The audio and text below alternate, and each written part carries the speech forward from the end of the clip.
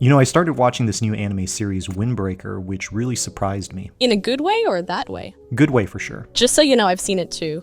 Binge through the first season. Okay, well, I thought it was an anime about street fighters, not the famous franchise, by the way, but it's actually more complex and entertaining. What do you think about it? The main character, Sakura, is so cool. I get that he's a troubled kid who wants to become the top fighter at Furen High. I just didn't expect a series to be thought-provoking. Yeah, you're right. So the action is really cool to watch, like when Sakura and the Bofuren face off in one-on-one fights with the Shishitoran. They gave one of the antagonists, Togame, a major turn. That was shocking. I guess Togame realized he was lacking purpose in his fighting. The show does a good job with quickly establishing unique characters in its cast. I think we see the show through Sakura's eyes as we enter the world of Bofuren. We see how they defend their town, and this is a new kind of heroism at play. That's kind of a twist, isn't it? You have a group of high school delinquents who are turning into heroes. Well, the show does take us into a world that is violent.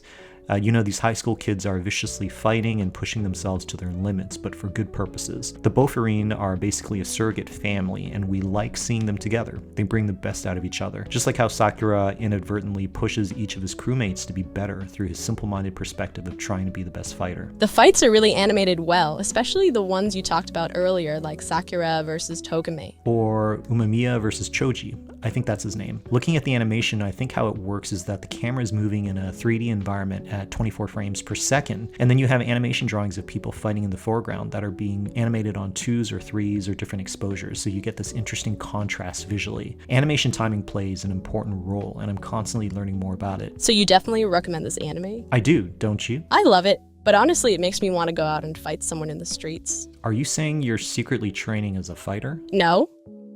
Maybe?